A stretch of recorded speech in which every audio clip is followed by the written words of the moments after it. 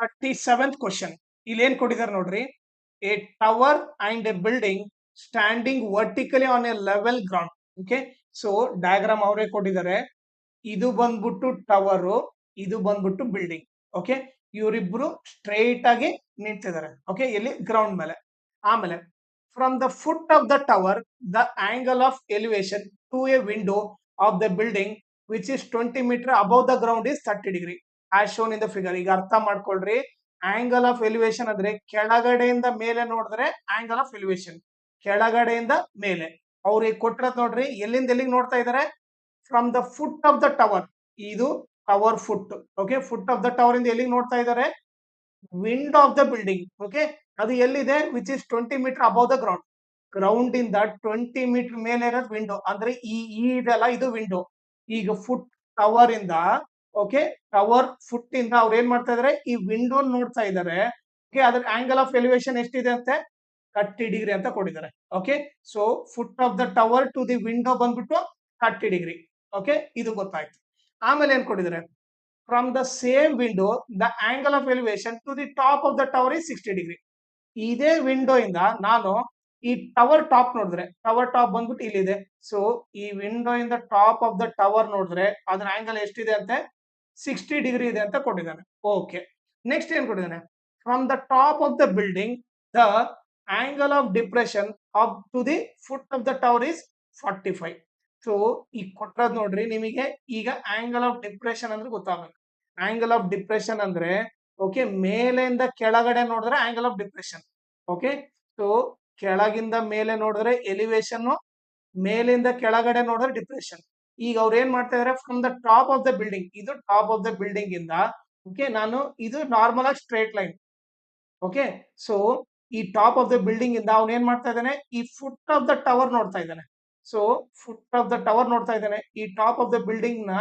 Okay, so ಇದು ಅನ್ಕೊಂಡ್ರೆ ಇದು ಫುಟ್ ಆಫ್ ದ ಟವರ್ ನೋಡ್ತಾ ಇದ್ದಾನೆ. ಅದ್ರ ಡಿಪ್ರೆಷನ್ ಎಷ್ಟಿದೆ ಅಂತೆ, 45 ಡಿಗ್ರಿ ಇದೆ. ಸೊ ನಾನು ನಿಮಗೆ ಮಾರ್ಕ್ ಮಾಡಿ ತೋರಿಸ್ತೀನಿ. ಸೊ ಈ ಆಂಗಲ್ ಕೂಡ 45 ಇದೆ ಅಂತ ಕೊಟ್ಟಿದ್ದಾನೆ. ಸೊ ಈಗ ನಮಗೆ ನಾರ್ಮಲ್ ಆಗಿ ಏನ್ ಗೊತ್ತು, ಇದು ಟೋಟಲ್ 90 ಇರಬೇಕು, ಇದು 45 ಇದ್ರೆ ಇದು ಕೂಡ 45. ಓಕೆ, ಸೊ ನೀವು ಕನ್ಫ್ಯೂಸ್ ಆಗ್ಬೇಡ್ರಿ, ಇದು 45. ಓಕೆ, ಅವಾಗ ಇದು ಕೂಡ 45 ಆಗುತ್ತೆ.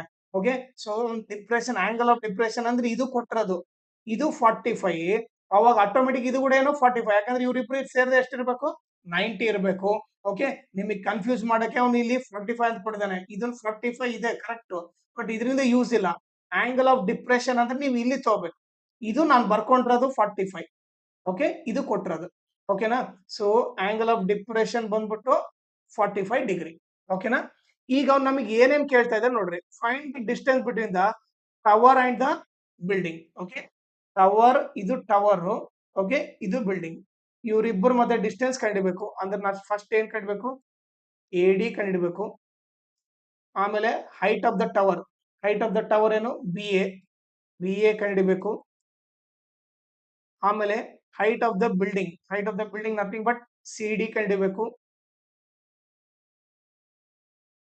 ಓಕೆ, ಆಮೇಲೆ ಏನು, distance between the top of the building to the foot of the tower. ನೋಡ್ರಿ, ಇದು ಟಾಪ್ ಆಫ್ ದ ಬಿಲ್ಡಿಂಗು, ಇದು ಫುಟ್ ಆಫ್ ದ ಟವರ್. ಇವರಿಬ್ಬರ ಮತ್ತೆ ಡಿಸ್ಟೆನ್ಸ್ ಕಂಡಿಡ್ಬೇಕು, ಅಂದ್ರೆ ಏನು, AC ಕಂಡಿಡ್ಬೇಕು. ಓಕೆ, ಸೊ ಇಷ್ಟು ಫೈಂಡ್ ಔಟ್ ಮಾಡ್ಬೇಕು. ಓಕೆನಾ, ಸೊ ಇದನ್ನ ಯಾವ ತರ ಮಾಡ್ಬೇಕು ನೋಡ್ರಿ. ಫಸ್ಟ್ AD ಕಂಡಿಡ್ಬೇಕಾದ್ರೆ ಈ ಟ್ರಯಾಂಗಲ್ ತಗೊಂತೀನಿ, ಯಾವುದು, AED. ಓಕೆ, ಅದನ್ನ ಸಪರೇಟ್ ಆಗಿ ಬರೀತೀನಿ. ADE. ಓಕೆ, ಇದು ಎಷ್ಟಿದೆ, 20 ಮೀಟರ್ ಇದೆ. ಆಂಗಲ್ ಎಷ್ಟಿದೆ, 30 ಡಿಗ್ರಿ ಇದೆ. ಓಕೆ, ಸೊ ಇದು ನಥಿಂಗ್ ಬಟ್ 90 ಡಿಗ್ರಿ ಇದ್ದಂಗೆ. ಸೊ ನಮಗೆ ಬೇಸಿಕ್ ಏನ್ ಗೊತ್ತು, ಇದು ಆಂಗಲ್ ಅಂದ್ರೆ ಇದು ಆಂಗಲ್ ಅಪೋಸಿಟ್ ಇರೋದೇನು, ಇದು ಅಪೋಸಿಟ್ ಆಗುತ್ತೆ.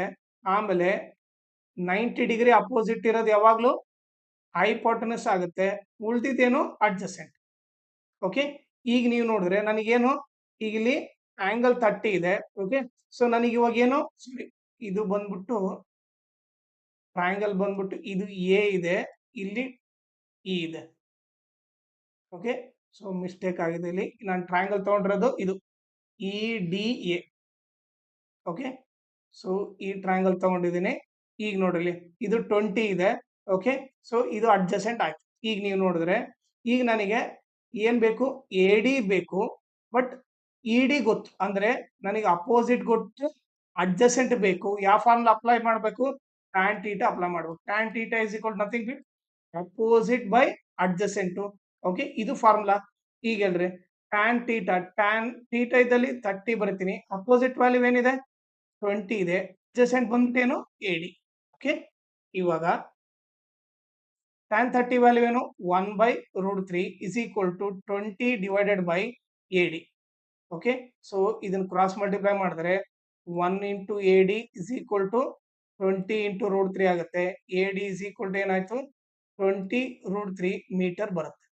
ಓಕೆ, ಸೊ ಇದು ಬಂದ್ಬಿಟ್ಟು A D value. Okay, so ನಾನು ಇಲ್ಲೇನ್ ಮಾಡ್ತೀನಿ, ಎ ಡಿ ವ್ಯಾಲ್ಯೂ ಗೊತ್ತಾಯ್ತು. ಸೊ ಇಲ್ಲಿ ಬರ್ಕೊಂಡ್ಬಿಡ್ತೀನಿ,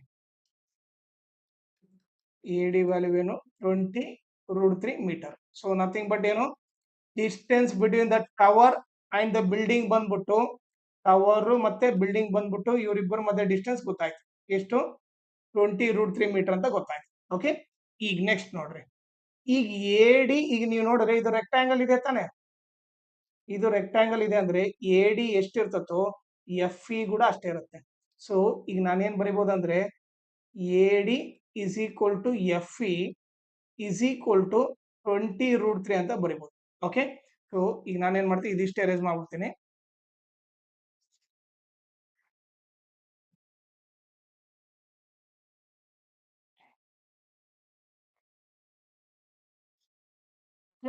ಈಗ ನೋಡ್ರಿ ಎ ಡಿ 20√3 ಅಂದ್ರೆ ಎಫ್ ಇ ಕೂಡ 20√3.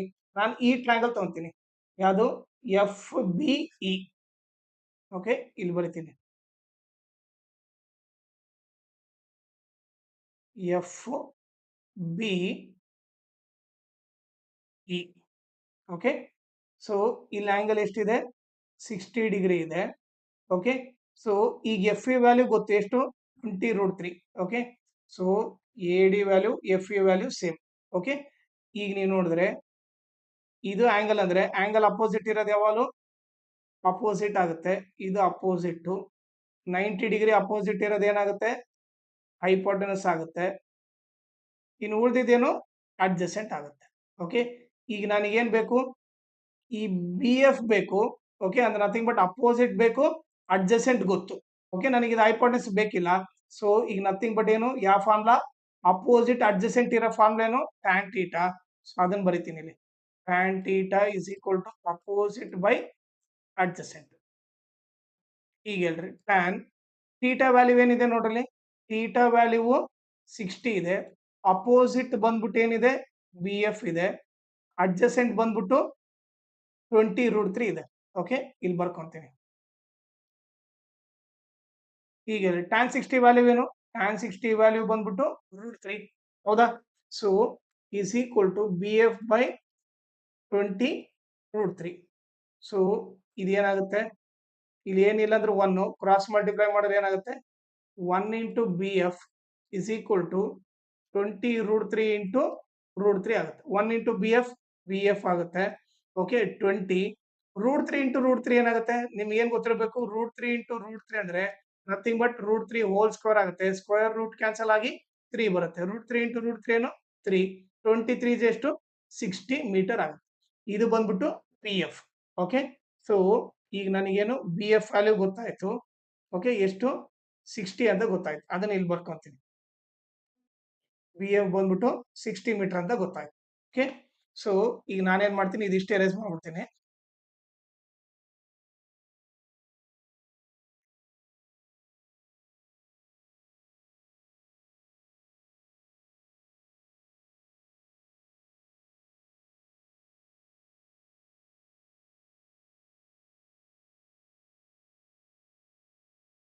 ಈಗ ನೋಡ್ರಿ, ಅವ್ರು ನೆಕ್ಸ್ಟ್ ಕೇಳಿರೋದೇನು,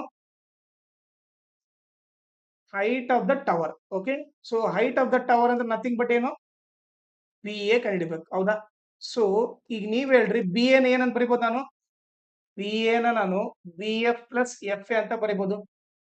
ಏನ್ ಬರಿಬೋದು, B F plus F A ಅಂತ ಬರಿಬೋದು. ಓಕೆ, ಬಿ ಎಫ್ ವ್ಯಾಲ್ಯೂ ಏನು 60 ಅಂತ ಗೊತ್ತು. ಓಕೆ, ಈಗ ಕಂಡಿಡಿದ್ವಿ ಬಿ ಎಫ್ ವ್ಯಾಲ್ಯೂ ಏನು 60 ಮೀಟರ್ ಅಂತ ಗೊತ್ತು. ಈಗ ಎಫ್ ಎ ವ್ಯಾಲ್ಯೂ ನೋಡ್ರಿ, ಇದು ರೆಕ್ಟಾಂಗಲ್ ಅಂತಂದ್ರೆ ಓಕೆ, ಇದು ಎಷ್ಟಿರುತ್ತೋ ಇದು ಕೂಡ ಅಷ್ಟೇ. ಅಂದ್ರೆ ED 20 ಇದ್ರೆ FA ಕೂಡ ಎಷ್ಟಿರ್ತದೆ 20 ಇರುತ್ತೆ.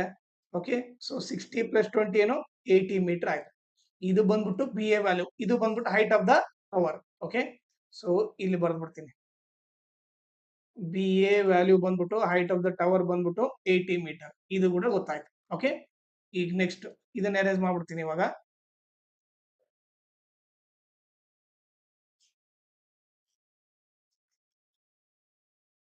ಈಗ ನೆಕ್ಸ್ಟ್ ನೋಡ್ರಿ, ನನಗೆ ಏನ್ ಬೇಕು ಇವಾಗ CD ಬೇಕು, ಆಮೇಲೆ ಅದ್ರ ಜೊತೆಗೆ AC ಬೇಕು.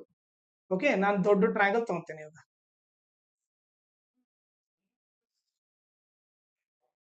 ಸೊ ಏನದು CD A. ಓಕೆ, ಈಗ AD ಆಲ್ರೆಡಿ ಗೊತ್ತು ನನಗೇನು 20√3 ಮೀಟರ್ ಅಂತ ಗೊತ್ತು. ಈ ಆಂಗಲ್ ಏನಾಗುತ್ತೆ ನೋಡ್ರಿ, ಇವಾಗ ಮೇನ್ ಇರೋದು. ಓಕೆ, ಈಗ ನಿಮಗೆ ಬೇಸಿಕ್ ಏನ್ ಗೊತ್ತಿರ್ಬೇಕಂದ್ರೆ ಜೆಡ್ ಶೇಪ್ ಆಂಗಲ್ ಈಕ್ವಲ್ ಇರುತ್ತೆ. ಓಕೆ, ಈ ಬೇಸಿಕ್ ಗೊತ್ತಿರ್ಬೇಕು. ಈಗ ನೀವು ನೋಡಿದ್ರೆ ಇದೇ ಜೆಡ್ ಶೇಪ್ ಕಾಣ್ತಾ ಇದೆ ತಾನೆ, ಇದು ಜೆಡ್ ಶೇಪ್ ಗೊತ್ತಾದ್ರೆ ಈ ಆಂಗಲ್ 45 ಆದ್ರೆ ಈ ಆಂಗಲ್ ಕೂಡ 45.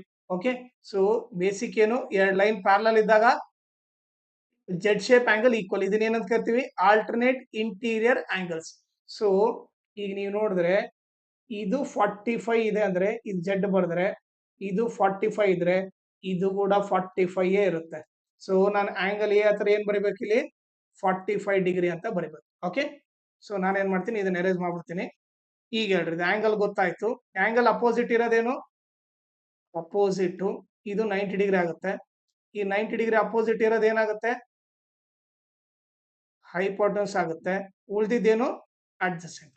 ಓಕೆ, ಈಗ ನೋಡ್ರಲ್ಲಿ, ಈಗ ನನಗೆ ಅಪೋಸಿಟ್ ಬೇಕು, ಅಡ್ಜಸೆಂಟ್ ಗೊತ್ತು. ಯಾವ ಫಾರ್ಮುಲಾ ಹಾಕ್ಲಿ, ಟ್ಯಾನ್ ಥೀಟಾ ಹಾಕ್ತೀನಿ. ಓಕೆ, ಇಲ್ಲಿ ಬರ್ಕೊಂತೀನಿ. Tan theta is equal to opposite by adjacent. Tan theta ಇದ್ದಲ್ಲೇನು 45 is equal to opposite value ಏನಿದೆ CD ಇದೆ, ಅಡ್ಜಸೆಂಟ್ ವ್ಯಾಲ್ಯೂ ಏನು 20√3 ಇದೆ. So tan 45 value 1 is equal to CD by 20√3. ಇದು ಮೇಲೆ ಹೋದ್ರೆ ಏನಾಗುತ್ತೆ ನೋಡ್ರಿ, 1 × 20√3, 20√3 ಇಸ್ ಈಕ್ವಲ್ ಟು CD ಆಯ್ತು. ಓಕೆ, ಇದನ್ನ ಉಲ್ಟಾ ಬರೆದ್ರೆ CD is equal to 20√3 metre ಆಗುತ್ತೆ. ಓಕೆ, ಸೊ CD ವ್ಯಾಲ್ಯೂ ಏನು 20√3. ಓಕೆ, ಸೊ ಇಲ್ಲಿ ಬರೆದ್ಬಿಡ್ತೀನಿ ಅದನ್ನ. ಈಗ ನನಗೆ CD ವ್ಯಾಲ್ಯೂ ಗೊತ್ತಾಯ್ತು, 20√3 ಮೀಟರ್ ಅಂತ ಗೊತ್ತಾಯ್ತು. ಇದು ನಥಿಂಗ್ ಬಟ್ ಏನು height of the building. Okay, so height of the building CD ಬಂದ್ಬಿಟ್ಟು 20√3 ಅಂತ ಗೊತ್ತಾಯ್ತು. ಈಗ ನೆಕ್ಸ್ಟ್ ಏನು, distance between the top of the building to the foot of the tower. Top of the building to the foot of the tower ಅಂದ್ರೆ AC find ಮಾಡಬೇಕು. Okay, ಅದನ್ನ ಕಂಡುಹಿಡಿಯೋಣ ಇವಾಗ.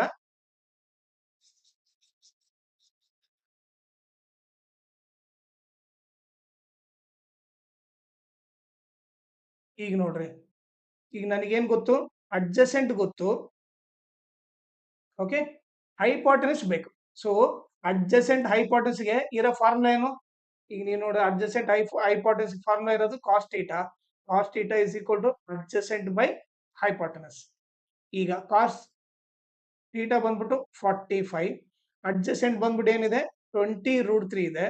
ಓಕೆ, ಡಿವೈಡೆಡ್ ಬೈ ಹೈಪೋಟೆನ್ಸ್ ಗೊತ್ತಿಲ್ಲ, ಅದು AC. ಈಗ ನೀವೇ ನೋಡಿದ್ರೆ ಕಾಸ್ 45 ಬಂದ್ಬಿಟ್ಟು ಏನು 1/√2. Okay, is equal to 20√3. Okay, divided by AC.